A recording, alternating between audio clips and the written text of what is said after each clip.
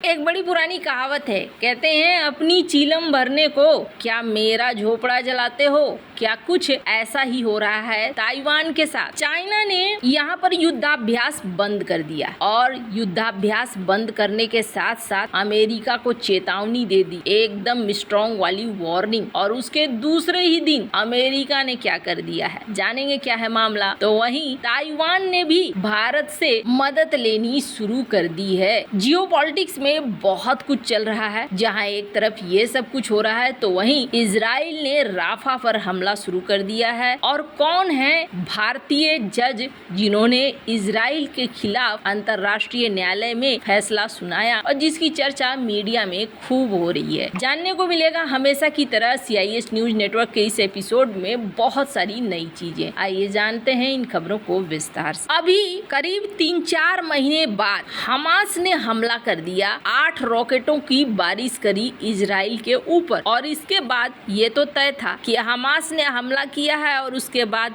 Israel जवाब देगा। Hamas ने पिछली बार भी 7 अक्टूबर को हमला किया और उसके बाद इजराइल ने बड़ा ही खतरनाक वाला जवाब दिया। अब ऐसा ही एक बार फिर से शुरू हो गया है। हमास के रॉकेट हमले के बाद इजराइल ने राफा पर कर दी है बड़ी एयर स्ट्राइक। इजरायली रक्षा बल का कहना है कि उन्होंने एक परिसर को निशाना बनाया था और अब इजराइल की फोर्स का कहना है कि हमने जो ये हमला किया है, ये हमला सिर्फ हमास के कमांडरों को मारने के लिए किया है और इसमें हमास के 2 बड़े कमांडर मारे गए हैं। पहला है वेस्ट बैंक का प्रमुख और दूसरा है खालिद नज्जार। हालांकि फिलिस्तीन कुछ और कह रहा है। फिलिस्तीन ये कह रहा है कि ये जो हमला किया गया है इजराइल के द्वारा, इसमें 35 फिलिस्तीनी नागरिक भी मारे गए हैं। IDF ने कहा है कि हाँ जी, हमें भी ऐसी रिपोर्ट मिली है, जानकारी मिली है कि यहाँ पर कुछ लोग घायल हुए हैं। हम देख रहे हैं इस मामले को और उस हिसाब से हम एक्शन लेंगे। हालांकि हमास की तरफ से कहा जा रहा है कि इजराइल ने जो एयर स्ट्राइक किया है, इजराइल नरसंहार कर रहा है और इसके लिए अमेरिका को जिम्मेदार ठहराया कि इजराइल को हथियार और पैसे अमेरिका ही दे रहा है। अब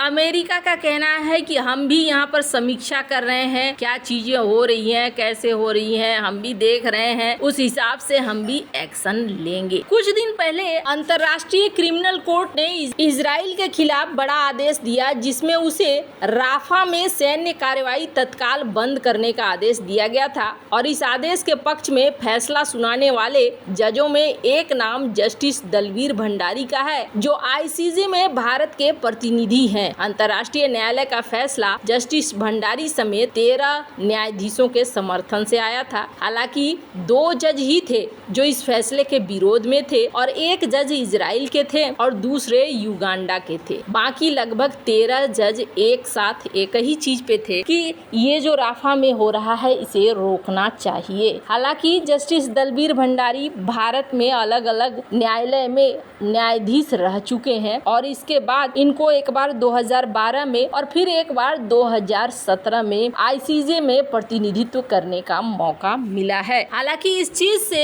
ऐसा नहीं लगता है कि भारत और इजराइल के बीच में संबंधों में किसी तरह की समस्या आएगी। ऐसा इसलिए क्योंकि इस तरीके के कई क्षण पहले भी आ चुके हैं जिसमें भारत ने इजराइल के खिलाफ ही एक्शन लिया था, वो UN हो या अंतर्राष्ट्रीय न्यायालय हो। जहां एक तरफ ये सब कुछ हो रहा है तो वहीं बात करें ताइवान की। ताइवान को अभी हाल फिलहाल में घेर कर चाइना ने युद्धाभ्यास किया और इस युद्धाभ्यास को कहा गया कि पनिशमेंट, हम सजा दे रहे हैं। किस बात की सजा दी जा रही थी? तो नए नए जो राष्ट्रपति बने थे उन्होंने सीधे सीधे कह दिया था कि चाइना की मनमानी नहीं चलेगी और ताइवान अपने हिसाब से चलेगा। चाइना को कहा था कि आप धमकी देना बंद करें, तो इन्होंने धमकी देना बंद करे कहा तो चाइना ने क्या किया, पूरा घेर कर ही युद्धाभ्यास करना शुरू कर दिया। चारों तरफ से घेर कर 2 दिनों तक युद्धाभ्यास किया गया और इस युद्धाभ्यास के बाद अब चाइना ने कहा कि हाँ जी, मेरा ड्रिल पूरा हो गया है और अमेरिका को वार्निंग दी, देखो तुम लोगों का डेड एंड आ चुका है। जो भी बाहरी देश ताइवान के साथ संपर्क करना चाहते हैं वो दूरियां बना ले,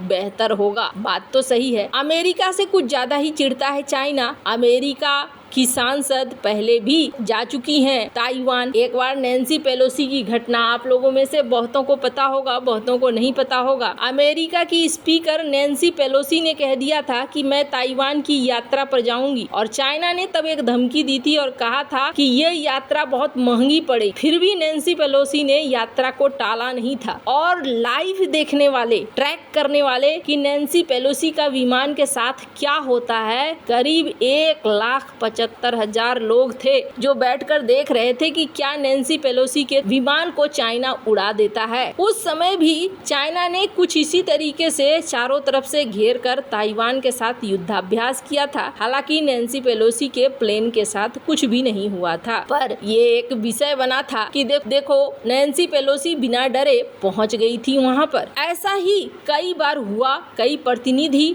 बार बार पहुंचे हैं। ताइवान के साथ अमेरिका अपने संबंधों का बड़े लेवल पर विस्तार कर रहा है। भारत की बात करें तो स्क्रीन पर एक आर्टिकल देख सकते हैं। भारत से मैन्युफैक्चरिंग सेक्टर में ताइवान वर्कर्स को बुला रहा है और वर्कर्स की रिक्रूटमेंट कर रहा है। न सिर्फ इतना बल्कि ताइवान की मीडिया में इस बार 25 और 26 को मनाया गया भारत का संस्कृति दिवस और एक बड़ा शोकेस किया गया भारत के कल्चर को। अलग अलग करीब 80 से 85 बूथ का निर्माण किया गया जिसमें भारतीय संस्कृति को दिखलाया गया। अब ये सारी घटना के बीच में थाईलैंड ने भी एक ऐलान किया और थाईलैंड ने ताइवान और भारत दोनों के ही नागरिकों के लिए वीजा फ्री एंट्री को अगले 6 महीनों तक के लिए बढ़ा दिया। पर असली खेल किसने किया? अमेरिका ने किया। अमेरिका के सांसद एक बार फिर से उतर रहे हैं ताइवान में। हाउस फॉरेन अफेयर्स कमेटी के अध्यक्ष माइकल मैककॉल के नेतृत्व में अमेरिकी सांसदों का एक प्रतिनिधि मंडल इस सप्ताह